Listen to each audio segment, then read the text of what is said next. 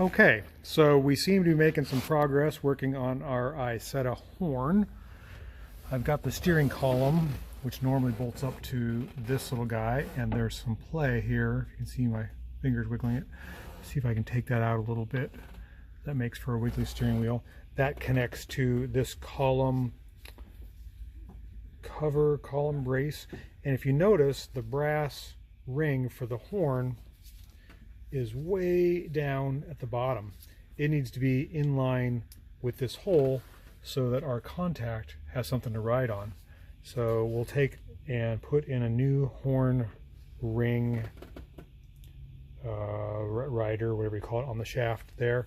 We'll just pop this off, and then we'll probably put new bushings inside here, the plastic ones, so that we have a nice rebuilt steering column. So that horn ring wire then should go to the horn button right here. Okay, let's do that. Finally, getting somewheres. Okay, as I look at this column sheath, I'm figuring out what's going on here. If you notice, somebody has manufactured a brass bushing for the steering column on the top and in the bottom. You can't have that. That conducts electricity. The horn will not work. You have to have plastic bushings. I have a feeling this broke, or the plastic bushings deteriorated, and somebody machined bronze or brass bushings, which is fine. It's probably better, but your horn will never work because this has to be insulated from the column. That's interesting. Got to figure that out. And then they also have taped up the bottom here where the wire needs to go up through the shaft to connect the horn. So there's a few things going on here we got to resolve. All right, Stella the shop dog is going to comfort me. Today's been one of those days where it just feels like I've been spinning my wheels all day long and nothing really gets resolved. Lots of projects to start, not a lot of closure, but that's okay, Stella. You understand, don't you? We did get some closure. It doesn't have anything to do with the two cars I was working on earlier, but it is a microcar. It's this one. I haven't driven this in probably 9 months, before the fall last year. I know that for sure because the wheel bearings kept falling out of it when I was driving it. And today I drove it home for the first time in probably 11 months, and the wheel bearings did not fall, so that's a win. It's not leaking any oil either. Been sitting here for a couple hours after I drove it home, and I drove it kind of hard. Make sure that my wheel bearings aren't falling. Yeah, they're tight, they're nice. I had such an issue with that, and then getting the rear wheels to line up with this funky swing arm suspension. It's lined up, it rode good. I popped the clutch a couple times just to make sure that no bolts broke or fell out. That's a win. So we salvaged the day, not how I planned, but some days it's just that way. You just gotta go with the tide. You gotta ride the tide, Stella. Hey, come here. Hey, Stella, you love me? Come here, girl. Come here. Where you? Stella, you're looking for comfort. I can see you want to hop in the back of that car. No. Come here. Oh. All right. Well, this will salvage the day too. You get a couple little pets. That's a good puppy. That's a good dog. It's a good day. Alrighty, two-stroke turbo fans. We're picking up where we left off last time on our Isetta horn restoration. As you recall, we took the steering wheel off, we got the steering shaft off the dash post, and we removed the column cover, or the column, I'm not sure what you call it, the part that attaches to the dash. I guess that would be the attachment piece. So we've got that over here in the vise. We have figured out that this is the column piece I'm referring to, where the horn contact goes through. We have figured out that the bushings were replaced by the prior owner, or maybe subsequent prior owners were brass or metallic, which will conduct electricity and not allow the horn to work. So we got the new replacement plastic bushings after we got them out of the housing. They did a really good job. This one was really tight. It was hard to do. You can see I had to cut it. This other one just popped out. And if you look closely, they're different heights.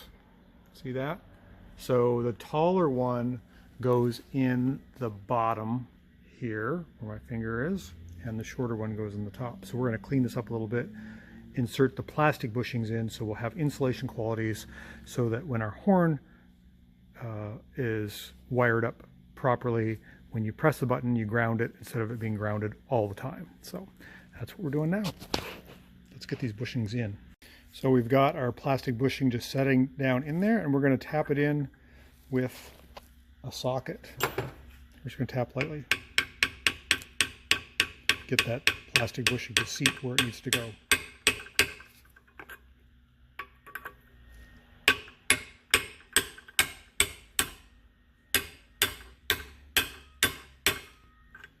There, we're almost there. There, I felt it, heard it, settle down. Yep, it's in there just like it should be. We're going to grease that a little bit. We're going to flip this over and we're going to put in the larger bushing, which goes in the other end.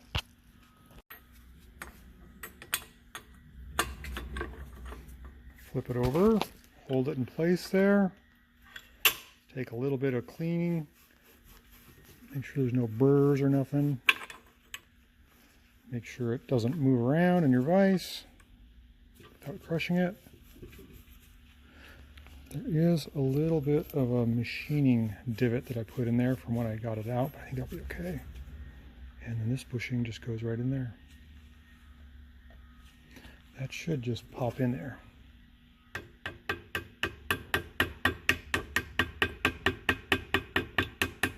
Nice and easy.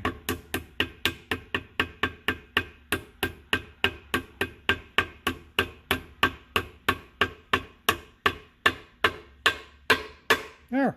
That's how you do it. Nice. Plastic bushing 1. We have a direct shot. You can see there's no bushing hanging out through our contact hole. And we have a nice bushing there. So we'll grease these up, put the column back together. So we're going to take our work here back to the car. And if you recall from our last video, we put our new brass ring with the wire that goes through the hole and all the way up. We fished the wire through the top. This then will connect to the horn button. So let's put our fixture on here.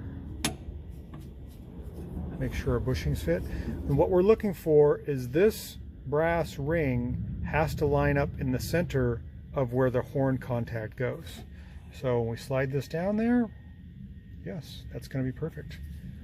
Not a lot of play. Feels good, spins good. We'll lock this collar and then we can insert our horn contact with its little clip that goes through this, and when we press the button on the horn, it will ground the horn through the column and should make our horn work as it should. So it was a little difficult to fish this wire through. I had to use like a piano wire to run alongside and pull this up, but it's doable. Should say this is how the horn button works. When you press the button on the horn, you connect the ground to go basically from the wire here, which this wire is incorrect. We need to attach this wire here, and when you press the button, it takes the ground from this wire and puts it out to this little clip, which is on the inside of the steering wheel, which is bolted to the shaft, and that completes the circuit and makes the horn work. I said horns are a little tricky. I think I've explained this before. A lot of people grab onto the steering wheel as a handle getting in and out of the car because the whole steering shaft moves with the door. And when they do that, those plastic bushings that I just replaced become corroded. The horn continues to work all the time, or when it's not supposed to. Stella, are you listening to my talk here? You are a very good dog. Sit. Sit. Oh, shake. Give me a shake. Give me a shake. Oh, you're going to lay down? Can you roll over? Can you show everybody your tricks? Roll over. Roll over. Roll over. You gonna roll? No, you're not going to do it. I don't have a treat. Anyhow, let's get back to the car. And that will complete our horn circuit. But you don't want your horn going off when you don't want it to. That's embarrassing. That's what happens these days. Still, it likes the horn. Means we're going to go for a ride.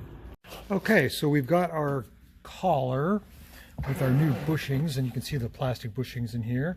And the collar is now just loosely bolted to this dash, just so that I have a place to hold it. And we're going to test our theory here. So if we put the